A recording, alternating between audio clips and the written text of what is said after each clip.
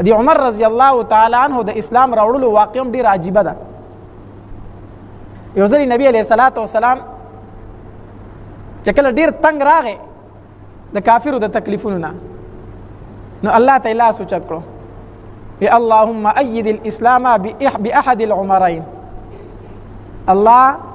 دا اسلام مضبوط کا په یو د دوه عمرینو سره. الله په دې دوه عمرینو کې یو مسلمان که چې اسلام په مضبوط شي، ځکه دا په مکه مکرمه کې دوه زورور سړي وو،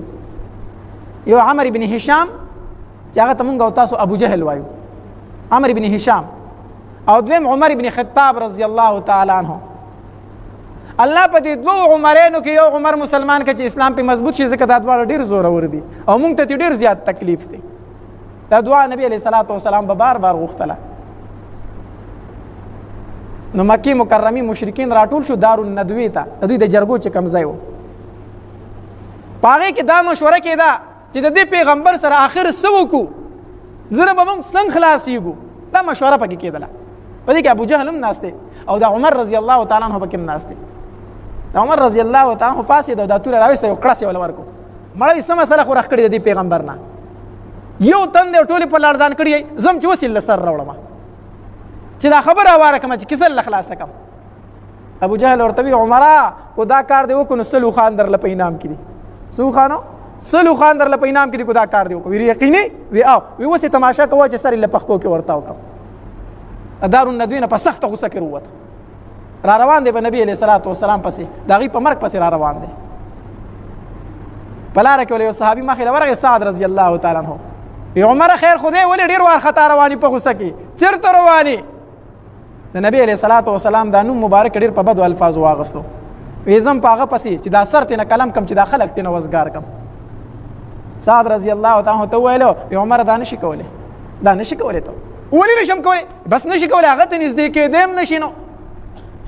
وی ښه، وی ګورې چې تم صحابي شوی دغه ملګری شوی کوم، تم بې دینه شوی، خپل د پلار نیکه دین دې پرېښی دغه ملګری شوی کوم. سعد رضی الله تعالی عنہ ته وفرمایل، وی او زم دغه ملګری یم، د دې ځای نه ته زما نه قدم هم نه شې اړولی په هغه پسې. عمر رضی الله تعالی عنہ پې توره راویسته، وی چې لومبی ستا کار تمام کم نو وروسته به په هغه پسې ځم. چې د پې توره واړوله، سعد رضی الله تعالی عنہ تورې ته لاس کو.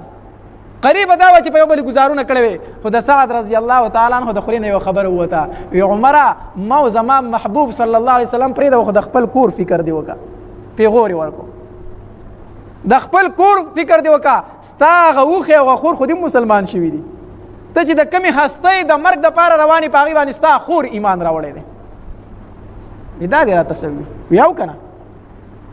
وی عمر او د هغه کور ته اسلام راغلی دی، زما چې لومبی خو د دې خپلې خور نه سر قلم کم. په سخته غوسه باندې روان دی، د خور کور له ورغی او چې ورغی ورته دیکه ورکړه، ور دا طرفه کلکو چې ور کلک د ور سره غوږ کېښودو، نو هغې له د هغې استاذ راغلی و او قرآن یې ورته ښودو. د عمر رضی الله خور چې کوم ده، اوښی چې کوم دی، یو صحابي دی، استاذ دی، هغه راغلی او دوی ته قرآن ښایي. ده چې د قرآن اوازونه واورېده، او دا خبره خو رښتیا ده، هغه خو یقیني مسلمانان شوي دي. د تورې دا موټی چې دی په دې باندې را کېښودل په دې دروازه، وی ور کولاو که خور یې پوه شو چې رور مې راغی، پوه شو را باندې. نو زر یې هغه استاد چې و هغه ته وی ته کوټې ته لاړ شه، ته پټ شه. هغه هم ویرېده چې عمر راغی، نو هغه ډایرکټ کوټې ته ننوته او د کټ ته لاندې پټ شو. وی ته میلمه او زه یې خور یم او دی وښی دی، که زموږ سره هر څه وکړه، خو ته پردی سړی ته پټ شه. هغه یې پټ کو او دا خور یې راله ور یې ورته کولاو کو. چې ور یې کولاو کو، د به دې اوښي باندې ورمنډه کړه، د مرۍ نه یې ونیو او د تورې په دې موټي پې را کېښودل. تا اسلام راوړی دی. چې کله په هغې ګزارونه شروع کړو، نو دا خور یې منځ لراله، دا خاوند او دا رور یې خلاصول، چې د دوی په منځ کې خلاصونو کې چې کله خلاصون یې کوو، د عمر رضی الله تعالی عنہ چې څپېړه واړوله او په دومره زور سره د خور دې مخ له راواچوله چې د هغې د مخ نه د وینو دارې شروع کړې. عمر رضی الله الله ډېر لوی طاقت ورکړی، ډېر زورور طاقت یو، چې څپېړه یې تاو کړه او د خور دا مخ یې پیوو، نو د خور دا مخ د دې ګوتو سره وشلېدو او د وینو دارې ووالې، او د عمر رضی الله تعالی عنہ په دې مخ باندې دا دارې ولګېدې او په دې کپړو یې دا دارې ولګېدې. چې خور یې دې وینو ته وکتل، په ژړا شوه، وی عمره یوه خبره واوره زما، که ته عمر ابن خطاب د خطاب زوی، نو زه د خطاب لور یم. ګورې زه دې خور یم، زم بل څوک نه یم. ته کو ځان ته زورور وایې چې زه د خطاب زوی یم، نو زه د خطاب لور یم، زم ستا نه کمه نه یم. اسی ځان مستړی کوه کو بدن مې وي ټوکړي ټوکړي کړي د اسلام نه واپس کېږم نه زم د خطاب لور یم اسی ځان مستړی کوه عمر رضی الله تعالی چې خور ته وکتل جړا ته وکتل وینو ته وکتل ترسې راغی ترسې په زړه کې راغی وی ښځه دا پرېږده وه خو چې دا کم کتاب تاسو لوستو دا ماله لږ راکئ دا لږ ماله راکئ خور یې ورته وي نه شم درکولی وی ولې وی ته پلیت ته کافر قرآن پاک کتاب دی دا مونږ کافر له په لاس کې نه ورکو دې ته ته لاس نشي لګولی عمر رضی الله عنه ته لږ خو یې راته ووایئ که نه لږ خو یې راته ووایئ که نه او دننه چې استاد خبرې واورېدې چې د عمر اواز خو بدل شو خبرې خو یې بدل شوې هغه ډایرکټ د کوټې نه راووت د کوټې نه راووت او قرآن یې کولاو کو وی عمره واوره عمره واوره او لومبې دا آیت چې څنګه راواړو نو دا آیت راواختېدو انی انا الله فاعبدنی واقم الصلاة لذکری ډایرکټ دا آیتو زه الله ما زما بندګي وکئ او مون زما د یاد د پاره وکئ دا آیت چې واورید عمر رضی الله تعالی عنہ عمر رضی الله تعالی عنہ فرمایل وی خوري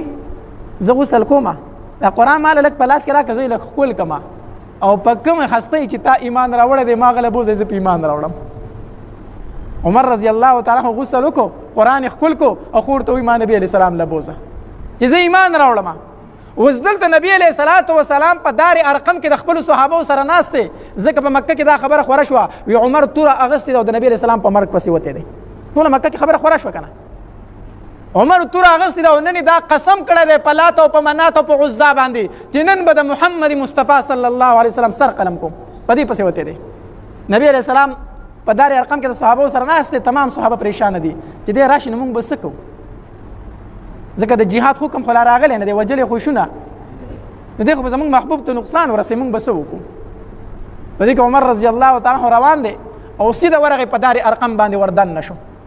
نبی علیہ السلام د خپلو صحابو سره ناستو چې دی وردن نشو صحابه کرامو د تورو نه کړس ویسته ټولې تورې راویستې چې زه عمر خو راورسېد که نه نبی علیہ السلام یې ماته پرېږدوئ ماته یو تن به نه خوځئ د خپل ځای نه نبی علیہ السلام ډېر زیات بهادر وخه صحابه کرام فرمایي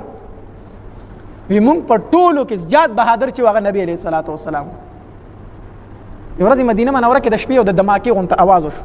لوی درز وخوته د شپې تمام خلک د کورونو نه غلې غلې روت چې څه چللی صحابه کرام فرمایي چې مونږ رڼاګانې لګولې او مونږ سوره معلومات کولو نبی علیه الصلاة والسلام په شاتوره اس باندې بغیر د اس نه راغې زمونږ په خوا کې ودرېدو د اس نه ښکته راکوشو ویده شه ما د مدینې منورې نه ګیر چاپېره چکر ولګو هېڅ نشته مونږ چې د کورونو نه راوتو نبی علیه السلام شاتوره استه ختلی و بغیر د زین نه بربنډ استه ختلی و او مدینه منورې پې بیا ګیر چاپېره کتلې وه چې وده شه هېڅ نشته ما معلومات وکړو دومره نبی علیه السلام بهادر و نو نبی علیه السلام وفرمایل ویړک په نه وښئ ما ته یې راپرېږدئ زه پوه شه او دی پوه شه نبی علیه الصلاة والسلام سیده ورغې او د عمر رضی الله تعالی عنه د دې ګریوان نه ونیو وی عمره وایه په کوم غرض راغلی وایه په کوم غرض راغلی عمر رضی الله تعالی عنہ یو ځلې فرمایل وی قسم په الله چې نبی علیه السلام زما دې ګریوان ته لاس کو که نه او زه یې داسې وړه کولم چې عمره په کوم غرض راغلی وی قسم په الله د سر د ویښتو نه واله تر خپو پورې رانه خولې وتې وي چې صرف زما د ګریوان ته یې لاس راواچو زما دا بدن د خولو لون شړپ شو هر ویښته مې نیغ نیغ ودرېدو دومره د نبی علیه السلام روب و عمر رضی الله تعالی عنہ ته وفرمایل وی د الله محبوبه کلمه راته وایه الله محبوبه کلمه راته وایه چې عمر دا خبره وکړه وی ما ته کلمه وایه دلته صحابه کرامو د نری تکبیر اوازونه شروع کړو صحابه کرامو چغې شروع کړې الله عمر مسلمان شو عمر مسلمان شو دا توقع امید د چا و خو دلته خو نبی علیه السلام دعا غوښتې وه که نه الله اسلام مضبوط کړي په یو د دوو عمرینو نه ښه چې عمر رضی الله تعالی ایمان راوړو نو نبی علیه الصلاة والسلام ته فرمایل وی د الله پیغمبره دا کم دین چې تا مونږ ته راوړی دا کم قرآن چې تا مونږ ته راوړی دا یقیني حق دی نبی علیه السلام یې قسم په الله چې دا رښتینی دین دی بیا پټ په دې کوټه کې ولې ناست یې عمر ته فرمایي بیا پټ ولې ناست یې نبی علیه الصلاة والسلام ته فرمایل ما ته د الله حکم لا نه دی شوی زه ښکاره تبلیغ نشم کولی ما ته د الله اجازت نه دی شوی عمر رضی الله تعالی عنہ تورې لکړاس ورکو وی عمر خو لاړو دی خو به یې اوس اعلان کوي عمر پټ تبلیغ نشي کولی عمر پټ په کوټه کې نشي کېناستی زه خو لاړم ما خو د خپل ایمان اعلان وکړو او لاړ مکې مکرمې ته ودرېدو وی ای خلکو واورئ واورئ عمر ابن خطاب د نن نه بعد مسلمان دی او کو په چا کې طاقت وي نو وړاندې دي شي هلته کې ابو جهل او مرګري ناستي چې عمر رضی الله عنه د نبی علیہ السلام سر راوړي موږ له او دلته عمر په مکه کې اعلان وکړ د بیت الله شریف سره خواته وی زه مسلمان شوم او د نبی اسلام خلاف چې څوک را مخکې شي دا د الله رحم دی رحم دا عمر چې کله ایمان راوړو اسلام راوړو هغه تکبر هغه غرور بیا هغه نو بیا عاجزي وا ما درته اوس وی حسن رضی الله تعالی عنہ فرمای وی د اختر ورځ د اختر ورځ وا او عمر رضی الله تعالی عنہ د کور وروته وی په کپړو کې ټاکی لګېدلې وی قسم په الله چې ماش مارلی د عمر په کپړو کې 12 ټان کې لګېدلې وی ځای په ځای کمیش لیدلې واغې ته به ټوکې ګنډلې و 12 ځای کمیس ته ټان کې لګولې وی بیا د عمر رضی الله تعالی عنہ سادهګي وخه دا ولي دا ير رااله دا الله نه ير رااله بیا دا عمر رضی الله تعالی عنہ په جماعت کې ناس ته داسي ځان له ناس ته فکر کو چې په جړا شو دا وخت کې په دې ګیر را روان شوي دا وخت کې په دې ګیر به دي صحابه کرام تراټول شو امیر المؤمنین ولي سي چلو شو ولي جاړي وی جاړم په دې باندې چې زه د مسلمانانو بادشاہ ما او د قیامت ورځ به وي او الله تبارک وتعالى به د عمر د دې ګریوان ونیسي او تپوس به دي کوي چې عمره د فرات په غاړه باندې یو سپید د تګ نه مړ شو او بادشاہ استاوه د فرات په غاړه باندې سپید د تګ نه مړ کېدو بادشاہ استاوه تاغه ته بولی نه رسولي زه به الله له جواب ورکوم زه به الله ته سوام زه به ځان څنګه خلاصوم دا عمر بیا